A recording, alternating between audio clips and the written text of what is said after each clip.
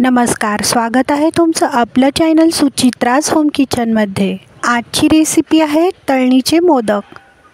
चॅनलवर जर नवीन असाल तर चॅनलला प्लीज लाईक, शेअर, सबस्क्राईब जरूर करा। तळणीचे मोदक बनवण्यासाठी इथे आपण 2 वाटी नारळाचा चव घेतला आहे, 1 ते 1.5 वाटी गूळ घेतला आहे। गोडाचे प्रमाण तुमच्या आवडीप्रमाणे ठेवू शकता। 2 चमचे खसखस घेतली आहे, 1 चमचा विलायची पावडर घेतली आहे। गव्हाच्या पिठाची कणिक 4 चमचे रवा घालून छानशी मळून घेतली आहे। गॅसची फ्लेम ऑन करून कढईमध्ये 2 चमचे तूप टाकले आहे। तूप तापल्यावर 2 वाटी नारळाचा चव टाकायचा आहे। किसून घेतलेला गूळ टाकायचा आहे।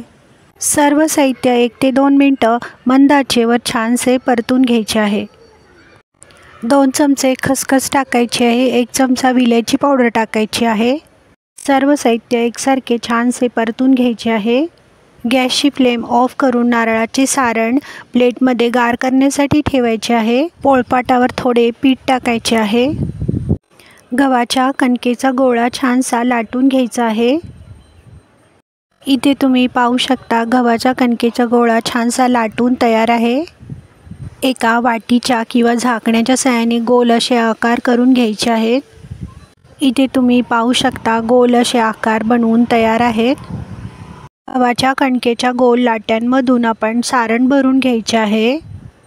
इथे तुम्ही पाहू शकता सर्व लाट्यांमधून सारण भरून तयार आहे। इथे आपण मोदकाला छानशा कळ्या पाडून घेणार आहोत। इथे आपण मोदकाला सहज कळ्या पाडून घेऊ शकतो। इथे तुम्ही पाहू शकता मोदक बनवून तयार आहे।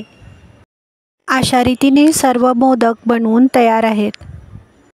गॅसची फ्लेम ऑन करून एका कढईमध्ये तेल गरम करण्यासाठी ठेवले आहे। तेल गरम झाल्यावर सावकाशपणे मोदक तेलामध्ये सोडायचे आहेत। झाऱ्याच्या सहाय्याने सर्व मोदक एकसारखे हलवून ब्राऊन कलर होईपर्यंत मंद आचेवर छानसे तळून घ्यायचे आहेत। इथे तुम्ही पाहू शकता मोदक छान तळून तयार आहेत। खाण्यासाठी तयार आहेत तळणीचे मोदक। रेसिपी आवडल्यास व्हिडिओला लाईक, शेअर, सबस्क्राईब जरूर करा। कमेंट बॉक्समध्ये कमेंट करायला विसरू नका। तळणीचे मोदक 3 ते 4 दिवस आरामात टिकतात। वेळात वेळ काढून व्हिडिओ पाहिल्याबद्दल धन्यवाद।